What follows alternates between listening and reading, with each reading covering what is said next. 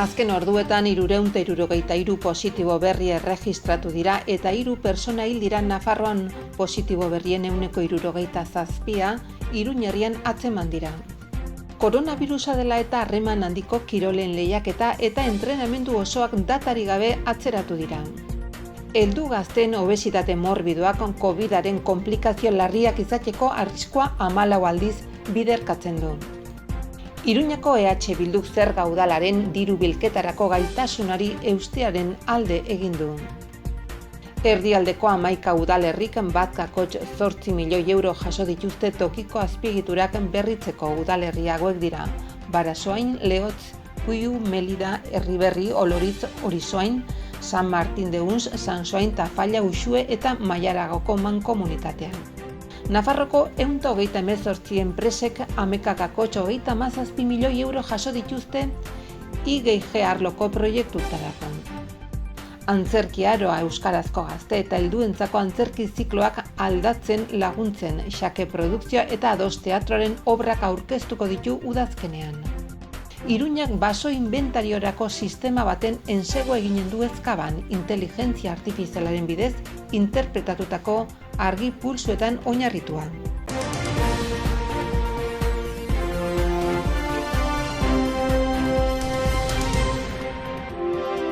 Azken orduetan 3.336 PCR froga egin ondoren 363 positibo berri agertu dira Nafarroan, hau da 10% eragina dauka izurriteak.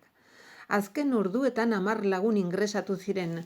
Une honetan 220 pertsona daude Nafarroko ospital sarean, ostiralean baino 3 gutxigo eta 26 lagun daude zainketa intensiboko unitatean. Positibo berriei dagokionez, bataz besteko adina 37 urtetan ezartzen da eta gehienak Iruña eta Iruña herrikoak dira, 67%. Arrotxapea da kasurik gehien biltzen dituen auzoa Txantrea, Donibane eta Rosadia atzetik datoz, Iruña herritik kanpo Azkoienen oraindik ere intzidentzia altua dauka. Atzo beste 19 kasu atzeman baitzituzten ostegunetik itxita eta ezoiko neurri zorrotziapean dauden herria da.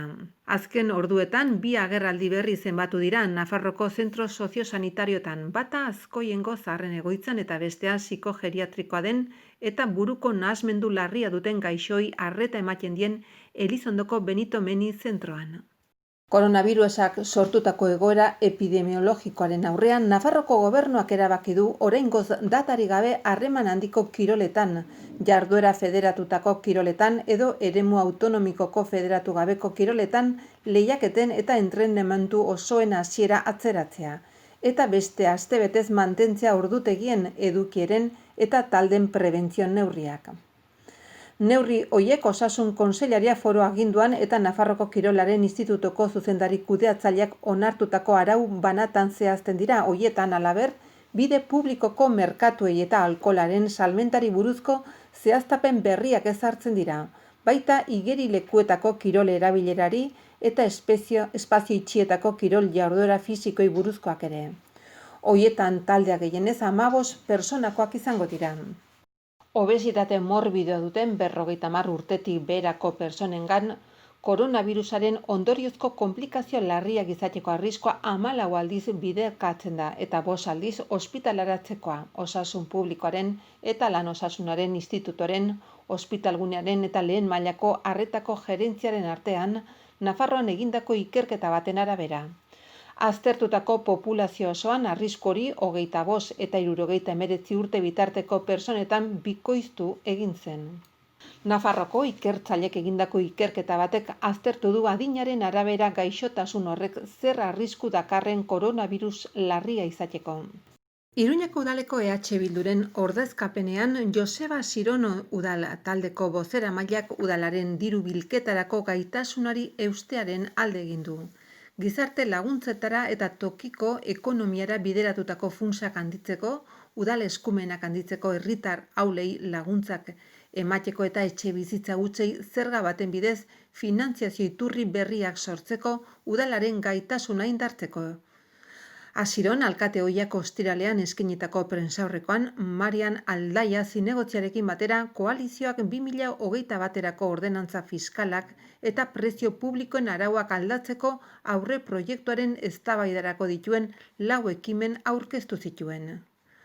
Proposamen hoien helburua da herritar guztien arteko tratu berdintasunari eustea, udal zerbitzu eta instalazioetarako sarbide unibertsalari eustea eta baliabideen birbanaketan sakontzea. Covidaren ondoriozko krisiaren ondorioi aurre egiteko udalaren gaitasuna bermatzeko. Batetik ordenantza fiskalak aldatzeko aurre proiektuari 2 zuzenketa aurkeztuko dizkio udal taldeak. Hoietako lehenengoak ostalaritzako terrazen gaineko tasei eustea proposatzen du. 450.000 euroko diru bilketarekin tokiko ekonomiari zuzendutako bolsa bat sortuz. Oro har, ixteko arriskuan dauden ostalaritzako lokalei eta negozioi laguntzeko. Marian Aldaia zinegotziak azaldu duenez. Bigarren zuzenketa kirol eta eskola instalazioak erabiltzeko egungo baldintzak mantendu daitezen.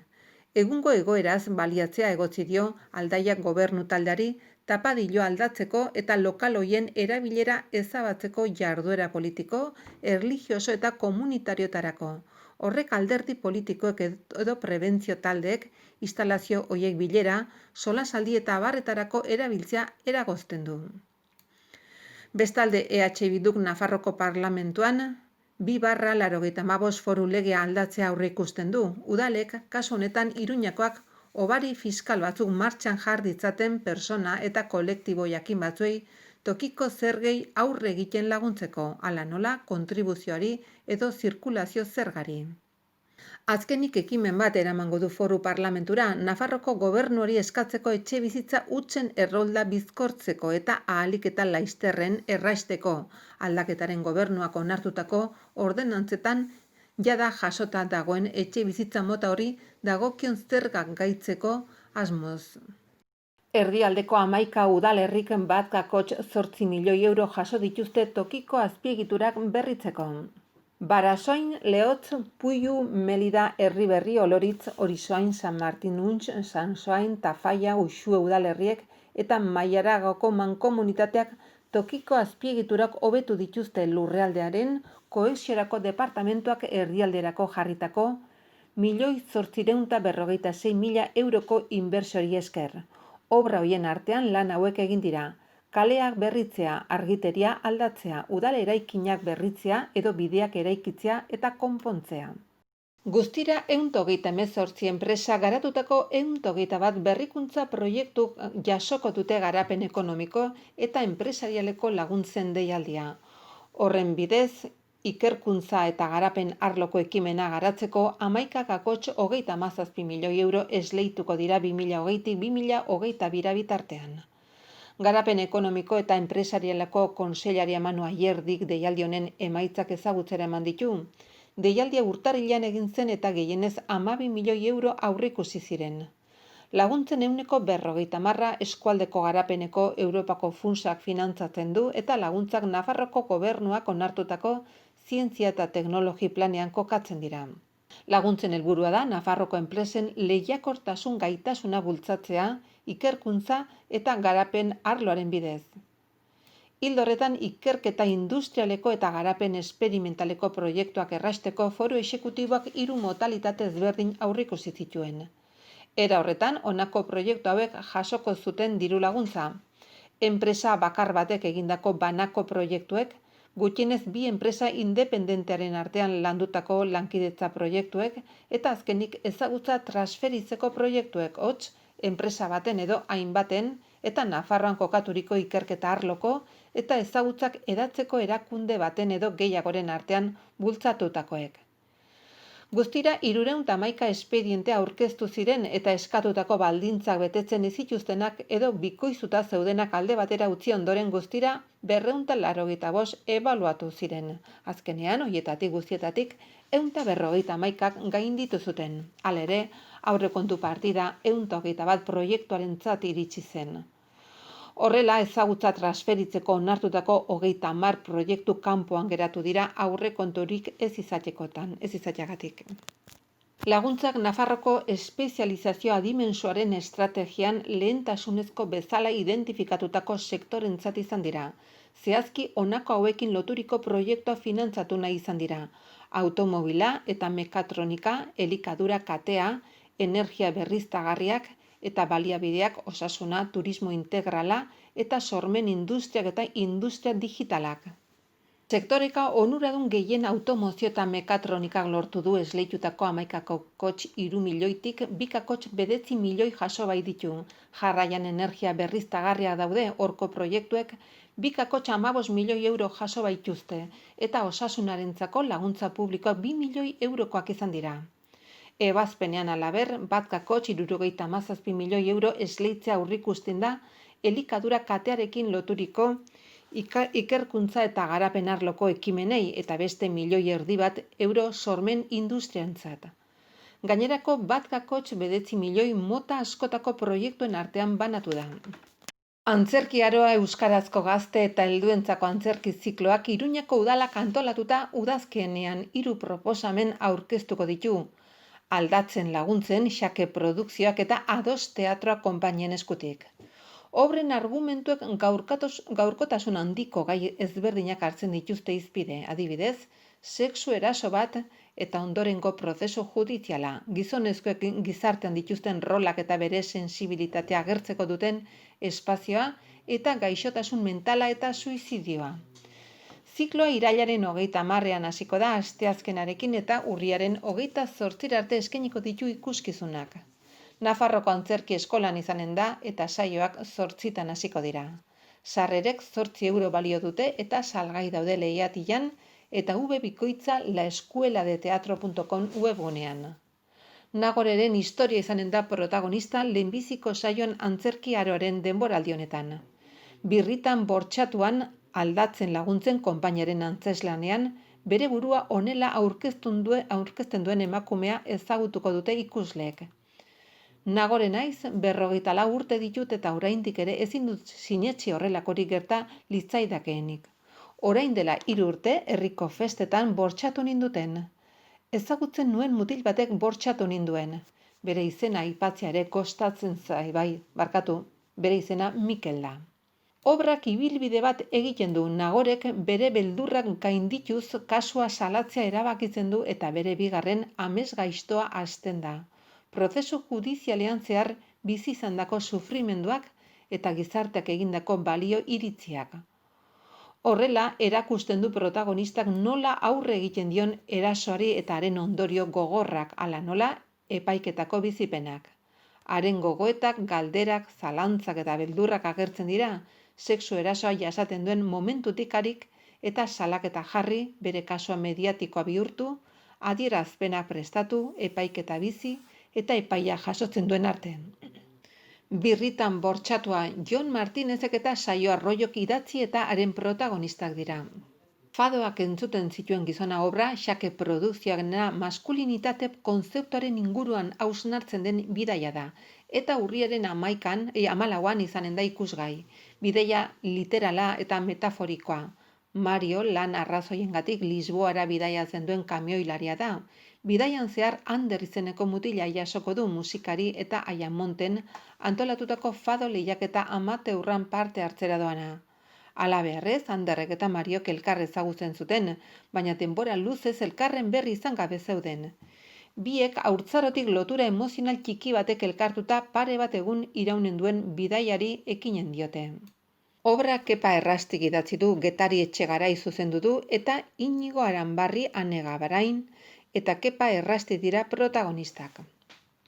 Azkenik, gaixotasun mentala diagnostikatu dioten persona bat bere buruaz beste egiterik gertu dago, horrela hasten da Igel Euria Ados Teatrorena. Flashbacken bidez protagonistak bere gaitzaren prozesua kontatzen du bai eta bere jarreren berri eman ere, ukatzeari, onartzeari, beldurrari, adimenari, umoreari eta errebeldiari dagokionez.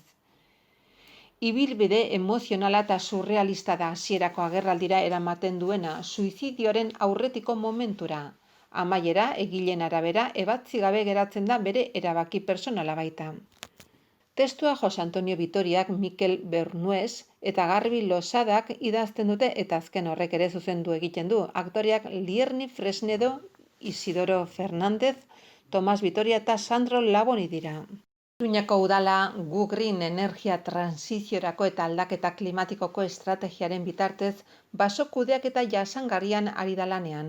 Tokiko basoak berreskuratze aldera xede hartuta udalerriko bioaniztasuna handitzea. Udalak 15 baso hektarea ditu jabetzan zenbait lursailetan.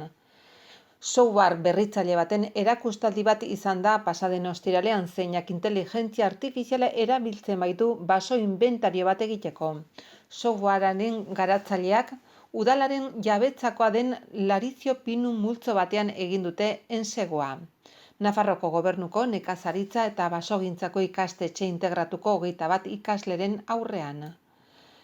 Lehenegotik ere bazegoen zerbaitetik abiatuta lurreko laser eskaner sistema mugikor batetik programa baso masei buruzko datua jaso eta interpretatzen ditu modu automatikoan. Horrela, laserrak 300.000 argi pulsu bidaltzen ditu segunduko. Izpiak zuhaitzaren kontra jotzean puntuzko hodeiak sortzen dituzte. Gero, informazio hori garapen berriko software horretatik pasatzean modu automatikoan itzultzen du bere ekintza eremuan aurkitzen dituen aleen diametroaren, garaieraren, enborraren, volumenaren eta bestelako datuen interpretazioa.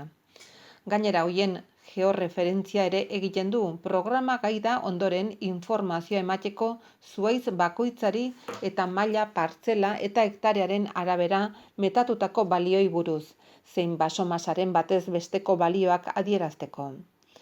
Gaztela-Mantxako Unibertsitateak nazio mailako proiektu baten barnean ikertzen duen sistema honek helburu ditu doikuntza handiagoa eskuratzea basomasen inventariotan eta eskuzko neurketa tradizionalen kostua murriztea.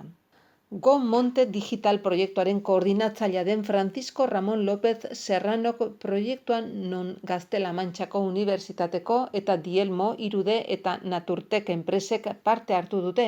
Neurketa automatizatuak egin ditu Iruñako udalarenak diren 1750 eta 1758 lursailetan, hau da, hiriko ondare diren 4 baso masetako 3 hartzen dituzten espazioetan. Saio berezi horren emaitzak metodo klasikoaren bidez egindakoekin alderatuko dira eta baliagarri izanen dira bide batez, oraindik ikerketa fasean dagoen teknologia hori testatzeko. Iruñak Ezkaban eta Mendebaldean du baso jabetzan guztira 15 hektarea. Udala 2012 eta 2013tik lantzen ari den basoaren erabilera gainera Iruñako udal plana betetzera dator. Basoaren kalitatearen dagokionez eta sute arriskua murriztuko du. Ezkabako basoa Larizio Pinuaren masa heldu bat da, 45 urte ingurukoa, baso berritzetik sortua. Gaur egun oso densitate handia du eta oztopo da dauden aleen garapen zuzenerako. Hori dela eta garrantzitsua da masa hoietan esku hartzea hoien konserbazio eta egonkortasun egoera zuzena bermatuko duten baso kudeaketako irizpideak aplikatuta. Eta aldi berean aurrera eginez epe ertainera Kerkusen bertako basoa berreskuratzeko aukera emanez aritza eta artea birsortzea sustatuz. Baso berritzeak halaber udalerriko bioaniztasun maila handituko du, izan ere udalak egindako ikerketen arabera hain zuzen ere Ezkabako eta ibai ertzetako eremuak dira udalerri osoan balio natural handiena dutenak.